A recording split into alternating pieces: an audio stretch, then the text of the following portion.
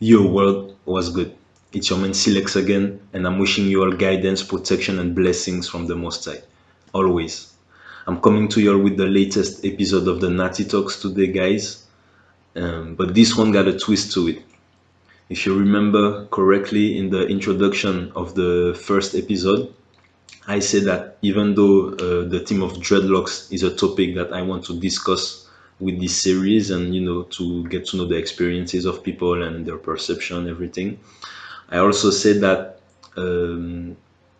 more broadly, I would like to discuss themes regarding holistic health and stuff like this, well-being, fitness, etc. So not all guests will have dreadlocks, and so today will be the first guest that we have that will not talk about dreadlocks journey because she doesn't wear dreadlocks.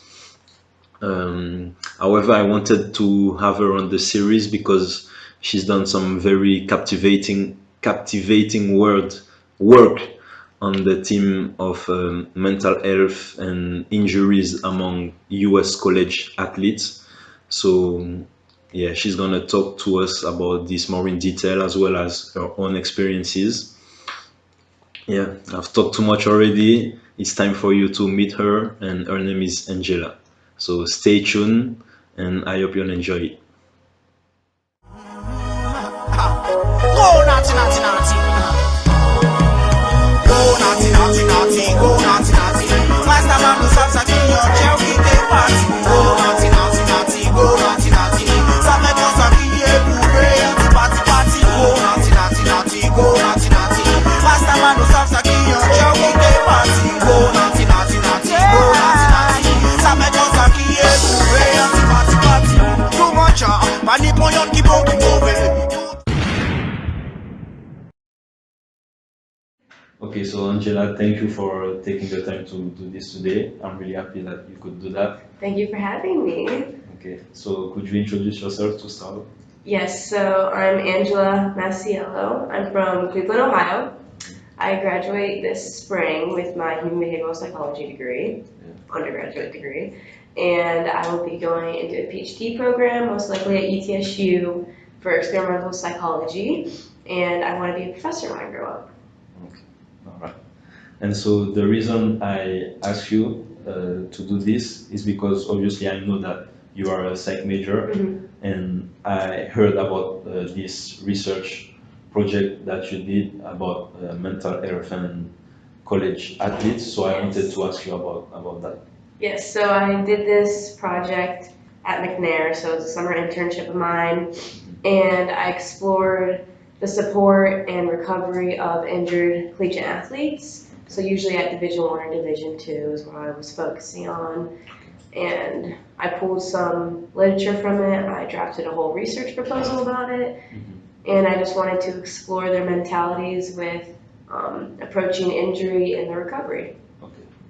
Okay, and so like in your pre-research, I would say, what were some of the things that you found? Yeah, so in some of the literature, especially in the introduction of my proposal, I talked about how athletes have this shake it off mentality when they approach injury and try to work through it. And then I found too that they are a very vulnerable population because they're kind of owned by the NCAA and coaches. So they're very, very vulnerable, and not a lot of people realize that. So I just explored that for the most part in my intro. Okay. And when you say like a shake it off mentality, what does that mean?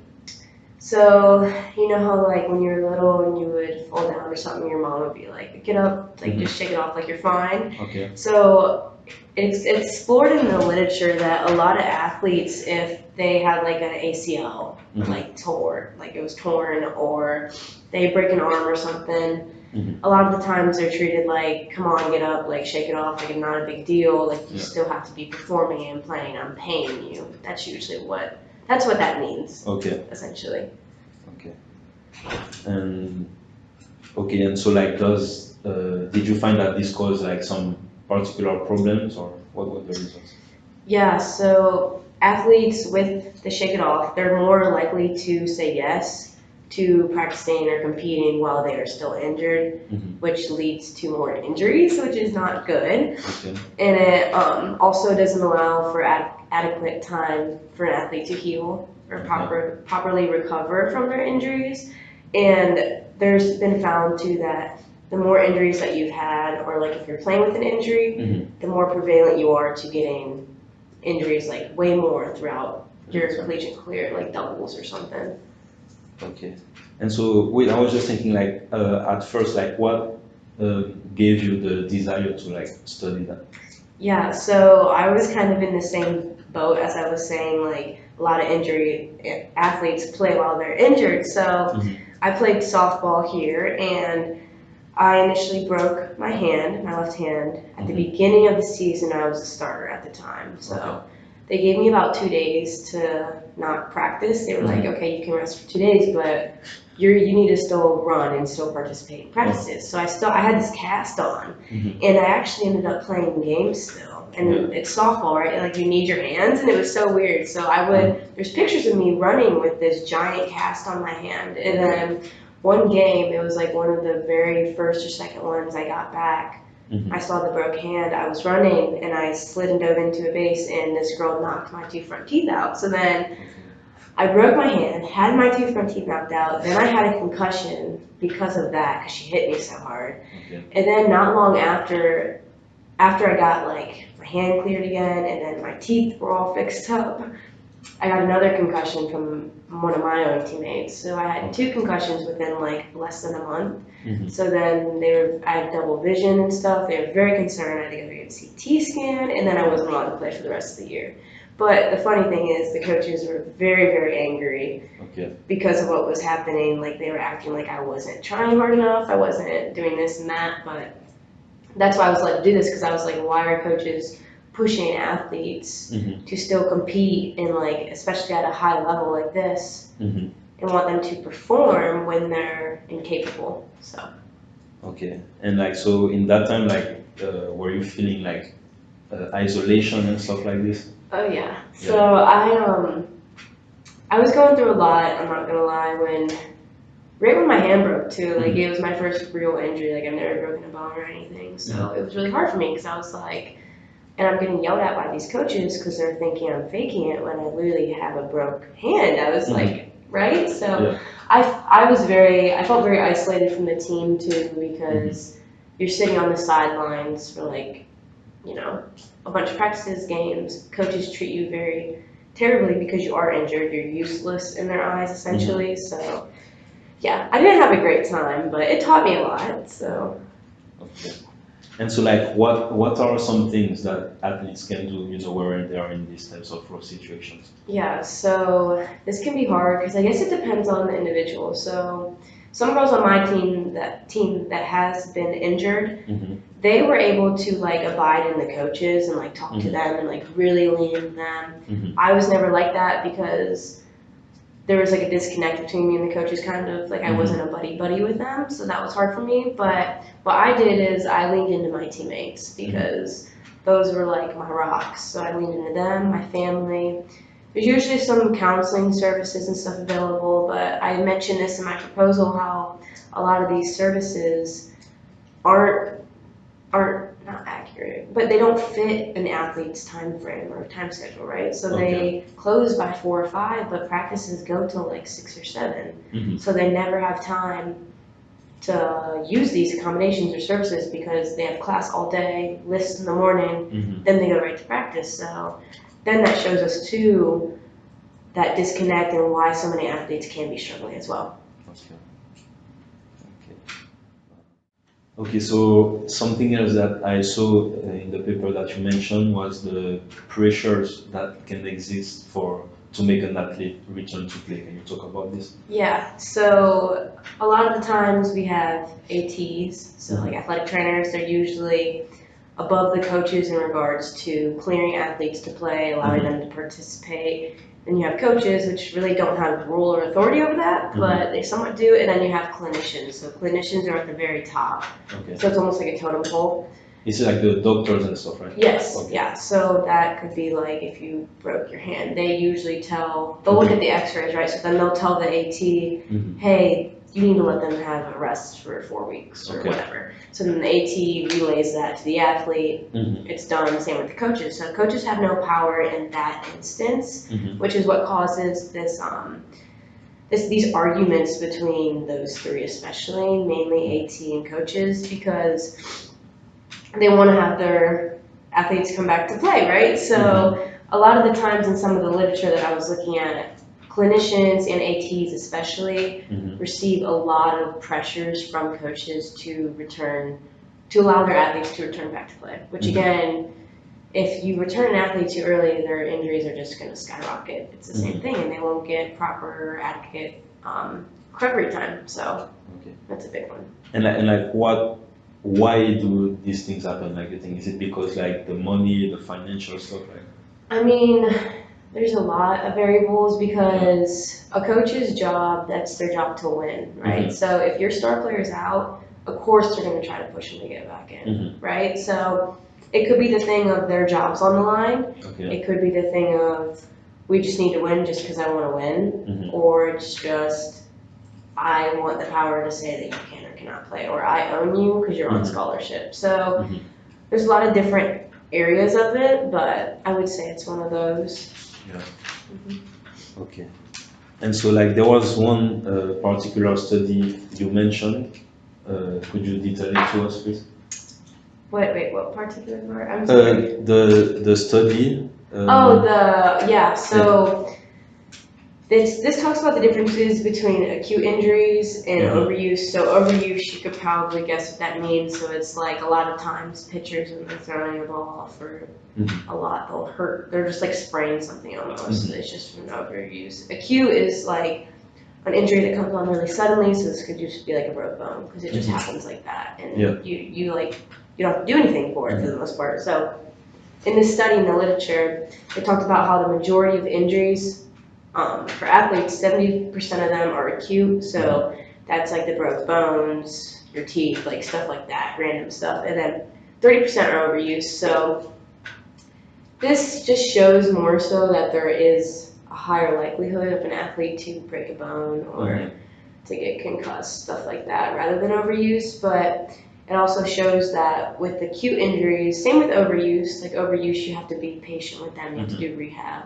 and stuff. But with acute injuries, if you don't allow those bones or whatever it is, your concussion, like your head, to fully heal, it of course just allows it to be more prevalent. So I also think a reason why the acute injuries are so high is because they never allow them to fully heal or try to recover like athletes do with overuse injuries. Okay.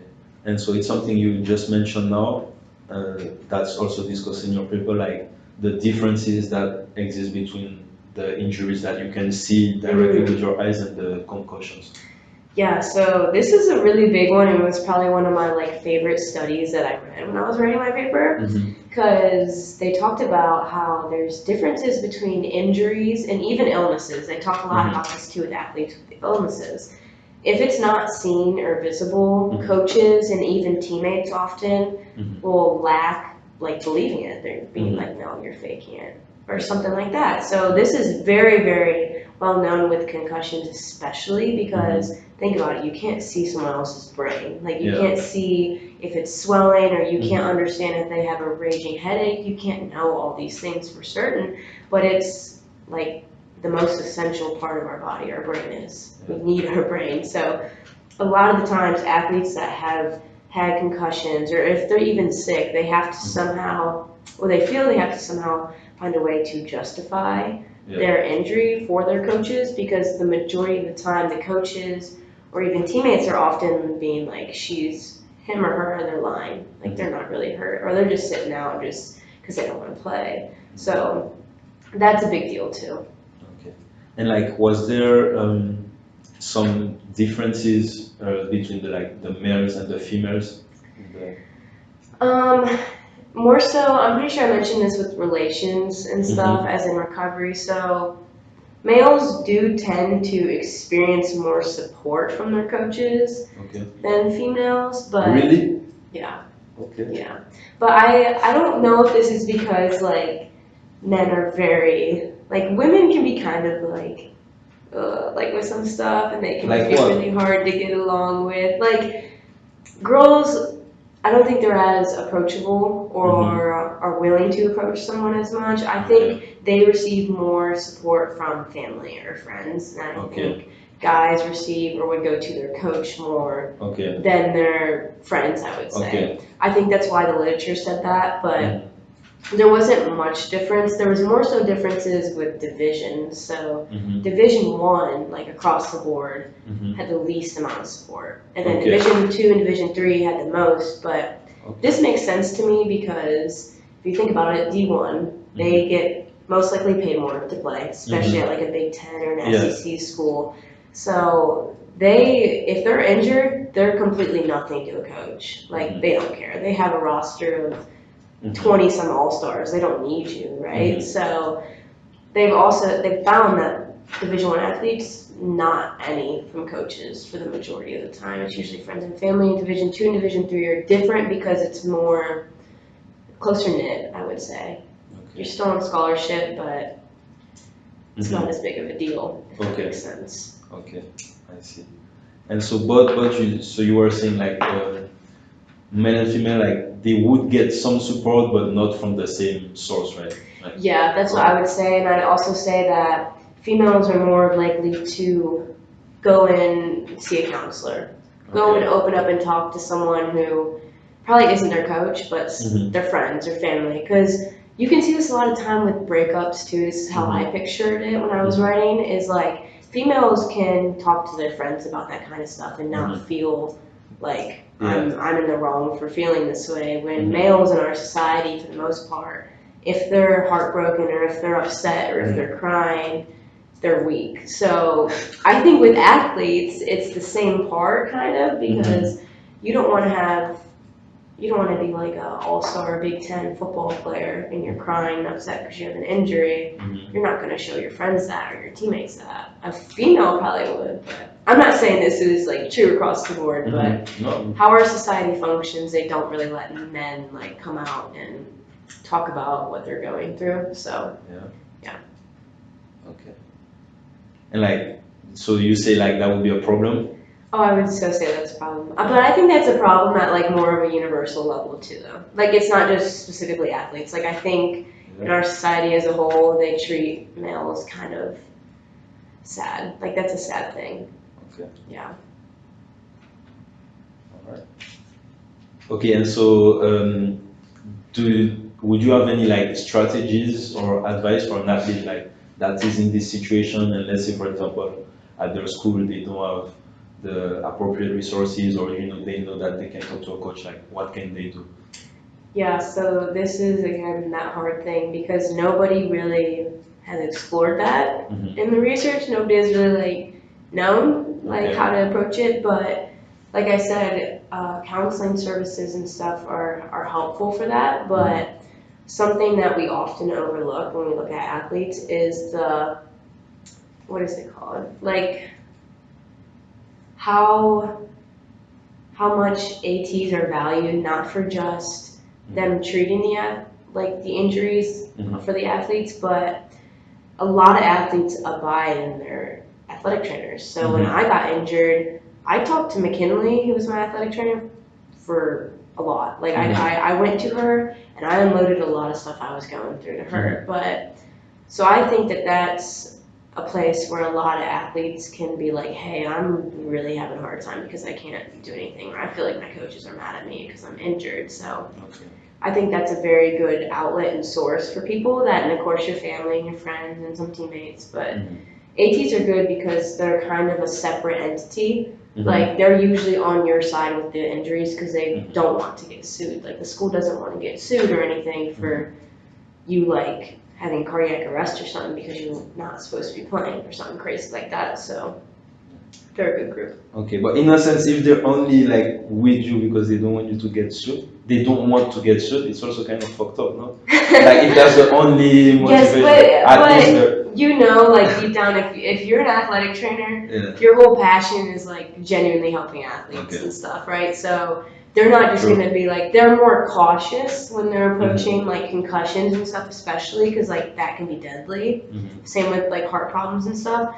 But overall, like I had my roommate, she just cut her whole arm open at an inner squad. This girl, like, because we had metal cleats, and her cleat grabbed onto her and she had stitches. And she showed up to the practice the next day, but the doctors were like, you need to stop for 2 weeks. You have to let your stitches heal. You can't let them bump into anything. And the coach comes up to her and goes, why aren't you dressed? Why aren't you playing right now? And she's like, I just got stitches, like not even 24 hours ago.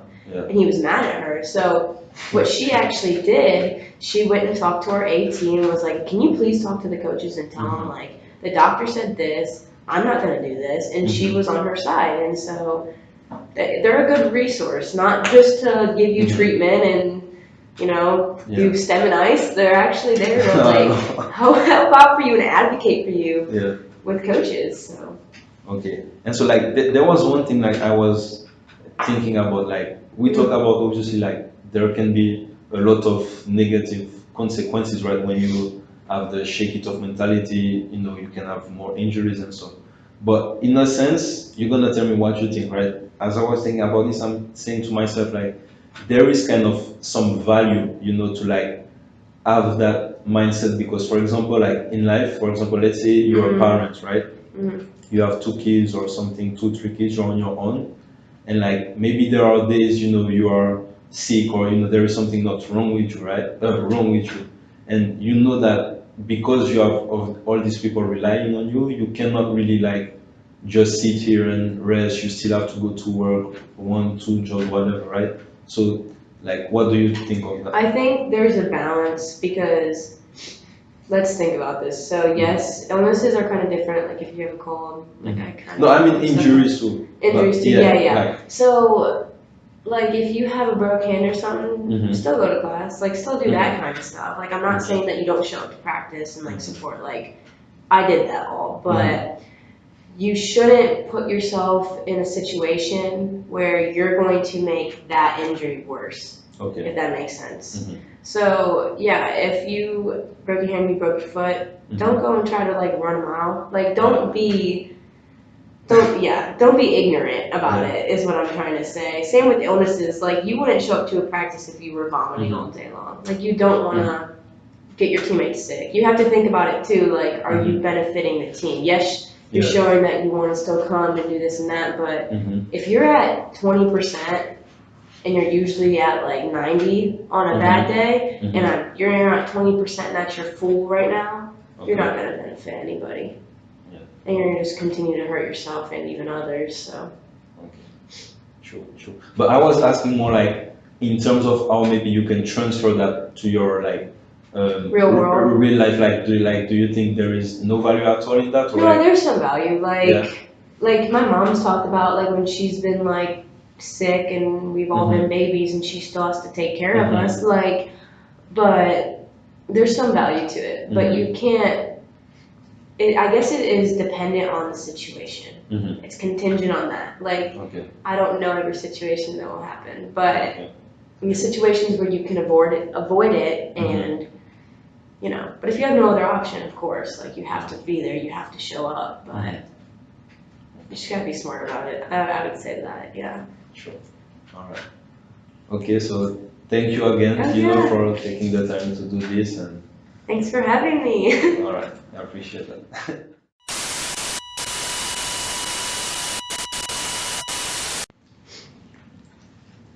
Okay, so Angela, thank you for taking the time to do this today. You're welcome. Could you also wait? You want to restart? No, it's alright. Okay.